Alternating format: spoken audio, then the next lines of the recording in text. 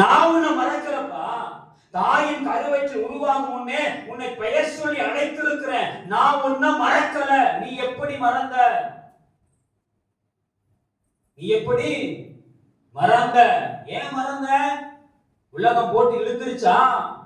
பாவத்தின் வலையில பிசைந்து பிணைக்கப்பட்டு இருக்கிறாயா? அதிலிருந்து தான் உன்னை மீட்டு கொண்டு வந்தேன்.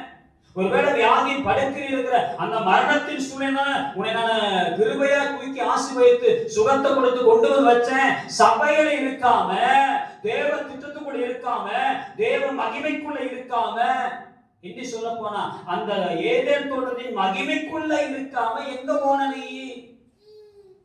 அப்ப கர்த்தருடைய வார்த்தை எங்க இருக்கிறது? சபைக்குள்ள இருக்கிறது, தேவ மகிமைக்குள்ள இருக்கிறது, அவருடைய பாதத்துக்குள்ள இருக்கிறது. ஆனா ஏதேன் தோட்டத்துக்குள்ளதான் இருக்கிறாங்க. நல்லா கவனிங்க. யாருங்க? அக்காவும் அண்ணாவும் ஏதேன் தோட்டத்துக்குள்ளதான் இருக்கிறாங்க. இன்னைக்கு ரட்சிக்கப்பட்டு நாம சபைக்குள்ளதான் இருக்கிறோம், கிறிஸ்தவர்களாதான் இருக்கிறோம். ஆனா கிறிஸ்துவுக்குள்ள இல்ல. சொல்லுங்க, கிறிஸ்துவுக்குள்ள இருக்கிறோம், கிறிஸ்தவர்களா இருக்கிறோங்க. கிறிஸ்துவுக்குள்ள இருக்கிறோமா? ஏதேன் தோட்டத்துக்குள்ள இருக்கிறோம். அல்லது சொல்லுங்க, அதுக்குள்ளதான் இருக்கிறோம். ஆனா தேவ மகிமைக்குள்ள நம்ம இருக்கிறோமா?